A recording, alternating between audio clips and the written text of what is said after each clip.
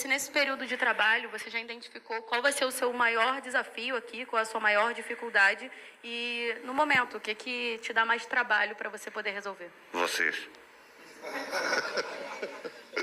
Muito obrigado. Não, um clube com a dimensão do Flamengo tem os mesmos problemas do que um clube com menor dimensão, só que são ampliados, não é? Amplificados pela dimensão do Flamengo. Até agora não houve assim nada que me dissesse assim, epá, não estava à espera de uma coisa desta. Vai acontecer, isso vai, mas até agora não. Monique. Boto, tudo bem? Boa tarde, Monique Danello, TNT Esporte. Vou perguntar de contratações, mas sem perguntar diretamente sobre nomes. E eu vou responder sem responder diretamente. Claro. É que no Flamengo existe um fenômeno que é único pela dimensão que tem o clube, como você falou.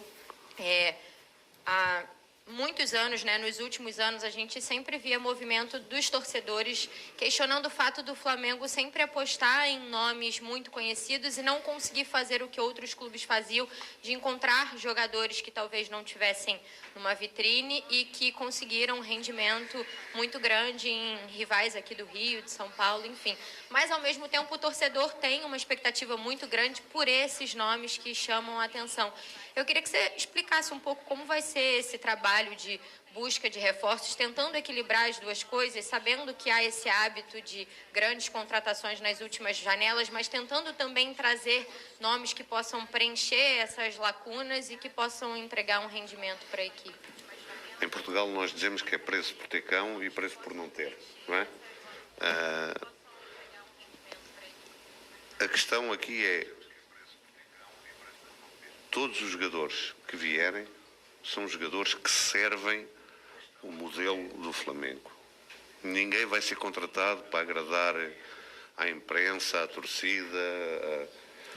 Nós temos, não sei se vocês têm isso aqui, nós temos sempre dois campeões na Europa. Fala-se muito disto, dois campeões. É o campeão da pré-temporada e o campeão real. O que nós queremos é ser o campeão real no final da temporada. Respondi sem responder, mas pronto, tá? Boto, Raiza Simplício da Gol Brasil e Placar TV. Primeiro, obrigada pela pontualidade, a segunda entrevista coletiva que você chega no horário, isso pra gente é ótimo. E, bom, eu queria, você comentou que não vai falar sobre questões de contratações, etc. Eu entendo, o torcedor ele fica muito na expectativa, principalmente nessa época, e o torcedor está um pouco preocupado em relação à questão financeira. Então, eu queria saber, obviamente, você já conversou com o BAP, você já disse aqui que você sabe exatamente o que tem, o que não tem, e eu queria que você falasse um pouco sobre qual vai ser a estratégia, né, nessa primeira janela de transferências e se, de fato, a situação financeira hoje, no teu ponto de vista, ela preocupa nessa busca por reforços. Bem, primeiro, eu não sou financeiro, não é? Mas o BAP também já falou que existem alguns problemas de caixa, não é? Como se chama aqui, caixa. Eu estou ciente deles, o Filipe está ciente deles, mas a nós não nos preocupa esses problemas porque aquilo que existe vai ser o suficiente para os reforços cirúrgicos que nós queremos fazer. Eu já disse aqui, volto a repetir, o elenco é excelente. É excelente. É só fazer ali uns ajustes pontuais e não precisamos de contratações só pelo nome, de contratações só porque são muito caras, que depois não têm cabimento no modelo de jogo que nós queremos. Isso é jogar dinheiro fora, não é? E isso não vai acontecer de certeza. Nenhuma pergunta sobre a programação, não é? Nenhuma. Isso é ótimo, trabalhando bem, então. Não tem dúvida. Boto, boa tarde. Aqui à sua frente, Renan Moura, da Rádio Globo CBN. Você, na última coletiva, fez uma crítica sobre a formação dos jogadores brasileiros, tentando os clubes copiarem o modelo europeu. Só que aqui no Flamengo, o campeão mundial sub-20 é o Flamengo. O técnico atual veio da base. o melhor jogador do mundo formado no Flamengo. Você acha que o Flamengo está fazendo um trabalho diferenciado entre os clubes brasileiros? E como é que você projeta fazer esse intercâmbio? Acredita que muitos jogadores da base vão realmente reforçar esse time profissional do Flamengo em pouco tempo, diferente dessa metodologia aplicada até o ano anterior, onde muitos jogadores renomados, medalhões, formavam o escopo dessa equipe? A base é sempre alguma coisa que em todos os clubes onde eu passei era cuidada com muito carinho. Aqui não vai ser diferente. O ganhar muitas vezes esconde formar mal. Não é? Porque o que é ganhar na base? Ganhar na base é o número de jogadores que jogam na primeira equipa, o número de jogadores que se consegue vender. Não é nenhuma crítica nem ao Flamengo nem aos outros. Aquela crítica que eu fiz foi uma crítica geral, porque eu acho que o Brasil tem condições para criar mais jogadores daqueles que nos encanta, daqueles que nos faz gostar do futebol, não é? Eu comecei a gostar de futebol de uma forma apaixonada pela seleção brasileira de 82, que jogavam um futebol completamente diferente. Eles jogavam futebol, os outros jogavam uma coisa qualquer com uma bola, não é? E isso era devido a quê? Era devido à qualidade e à criatividade desses jogadores. É óbvio que as pessoas vão dizer, mas o futebol mudou, é mais intenso, é verdade. Mas os bons jogadores, aqueles talentosos, têm sempre lugar. E aquilo que eu acho é que podemos aportar um pouco isso, é criar jogadores mais criativos. Revelar, ok. Jogadores mais criativos. E aquilo que eu disse, também, as pessoas também interpretam como querem, não é? Mas não há criatividade sem liberdade. E se nós desde muito... Não há um processo de crescimento se alguém tem medo de errar. Em qualquer profissão, no futebol ainda mais. E o que falta é esse processo naquelas idades mais pequenas, né, de deixar os jogadores errarem, experimentarem, porque depois são os colegas que lhes vão dizer não podes fazer isso, não podes fazer uma caneta, não é? Um lençol, um chapéu, não podes fazer porque não sabes, não é? E depois vais ser o último a ser escolhido.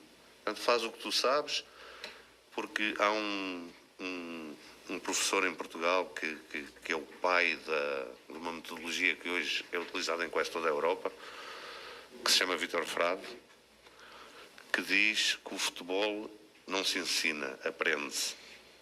Não é? E era isso que o futebol de rua dava às crianças, a todos nós, não é? Era o último a ser escolhido, era porque não tinha muito jeito, não é? Mas isto faz a seleção natural, não havia intervenção qualquer nenhuma de adultos, e os jogadores iam experimentando, iam imitando, que o futebol é muita imitação, não é? Douglas Costa, aquela gente toda, porque eles viam eles fazer aquelas coisas diferentes, os treinadores não deixavam. Não, isso é para os brasileiros, os ucranianos têm que ser fortes, têm que ser duros. Uma das coisas que eu fiz foi mudar a base de lá, levei um coordenador português e começou a sair o Mudryk, foi vendido por 100 milhões de euros para o Chelsea. Há lá jogadores como o Sudakov ou o Bondarenko, quem segue o futebol internacional sabe que são jogadores muito apreciados e que vão sair por muito dinheiro. Porquê? Porque nós começamos a deixar imitar os brasileiros que lá tinham. E foi isso que fez a diferença. O futebol é muita imitação. É muita imitação. Se aquilo que eu tenho que imitar é um tosco com 2 tijolos nos pés e nem correr sabe, não vamos criar talentos. Foi isso que eu quis dizer. Tá? Boto, prazer em revê-lo, seja muito bem-vindo. David Sharp do Antenados na Jogada. Sobre o planejamento, falar um pouquinho.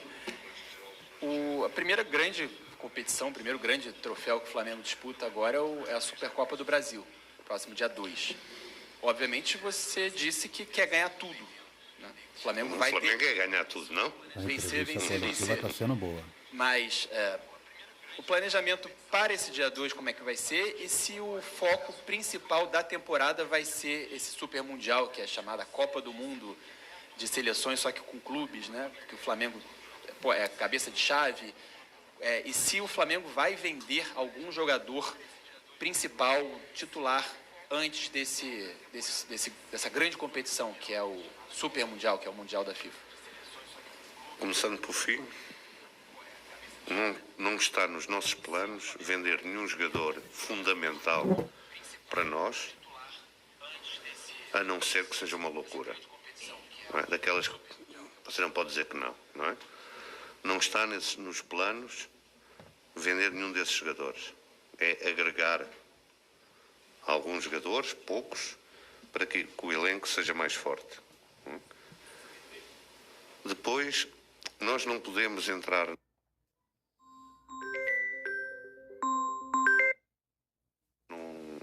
numa época a pensar que o ponto alto da época vai ser o Mundial, não é?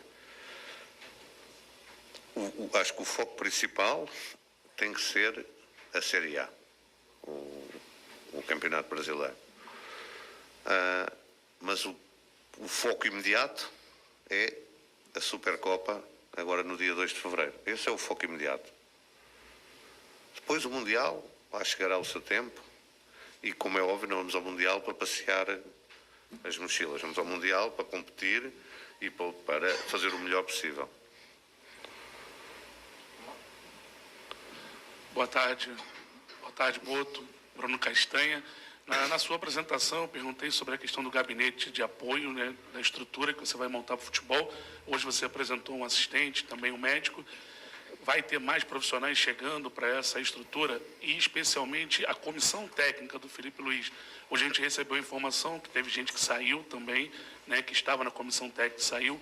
Vai chegar algum profissional para agregar diretamente também com a comissão técnica do Felipe Luiz? Obrigado. Sabe mais que eu, da comissão técnica do Felipe, não saiu ninguém, que eu saiba. Pode ter saído agora no tempo que nós jogamos aqui, pode alguém se ter demitido. Não, neste momento, neste momento, aquilo que nós vamos fazer, e é uma conversa que eu tenho tido muito aprofundada com o Felipe, é se há algumas necessidades de agregar alguém àquilo que é a comissão técnica, e muito provavelmente vamos agregar alguém que vai acrescentar valia na comissão técnica. Da comissão técnica, que eu saiba, não saiu ninguém, nem vai ser ninguém. E agora, em alguns departamentos, e que me dizem respeito a mim, que nós vamos fazer algumas reestruturações. Reestruturações não quer dizer que mandamos as pessoas embora, vamos reestruturar todos aqueles departamentos que têm mais contacto direto com a comissão técnica e pô-los a trabalhar segundo os padrões que tanto eu como o Filipe achamos que são os corretos, que são os padrões em que nós crescemos. Depois, todas as estruturas, mas principalmente no futebol, nós temos que estar sempre atentos e, ao longo, elas são dinâmicas, ir fazendo ajustes conforme as necessidades. E nós vamos estar atentos para isso. Entrando aí para a nossa reta final. Pois é, tenho que ir receber os jogadores. Boa tarde, aqui. Boa tarde, Letícia de Almeida, BTB Esportes. Boto, falando sobre planejamento, né, a equipe principal do Flamengo, podemos dizer assim, né, viaja para a pré-temporada daqui a alguns dias e há um time que vai ficar aqui, uma equipe que vai ficar no Brasil para jogar as primeiras rodadas do Campeonato Carioca. A informação que saiu ontem é que a Arena das Dunas não vai receber o jogo da terceira rodada do Carioca. Como que está especificamente para essa partida o planejamento e as demais para o time que vai ficar no Brasil? Vocês vão receber o time que vai ficar aqui no Brasil também, vão receber isso tudo. Há uma coisa que eu vos digo, é que nós vamos evitar e vamos lutar para ter menos viagens possíveis, o que é quase impossível num calendário como este, mas aquelas que pudermos evitar, vamos evitar. E isso é um assunto que as pessoas responsáveis por essa área estão a tratar neste momento e que eu não vos posso dizer nada porque também não tenho ainda a informação. Eles sabem quais são as nossas diretrizes e estão a tratar dessa questão. Tá? Boa tarde, Igor Dorileu, da Band. Depois de 6 temporadas, o Flamengo vai voltar a contar com um psicólogo no departamento de futebol. Queria que você falasse um pouco sobre isso, como você enxerga o papel da psicologia no esporte. Obrigado. Eu acho que tudo o que possa agregar é importante.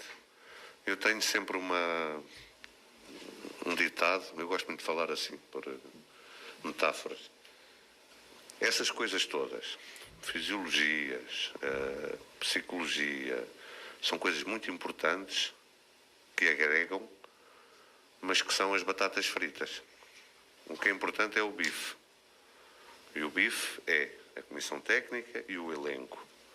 O resto são as batatas fritas. Se forem boas, porreiras, podem agregar, são coisas todas que vêm para agregar quando a comissão técnica precisa. Não façam disso o bife ou o prato principal, não é? São batatas, arroz de feijão, que é bem bom, tenho comido todos os dias. E são isso. São coisas que existem para agregar, para ajudar a que o bife nos saiba melhor. Tá?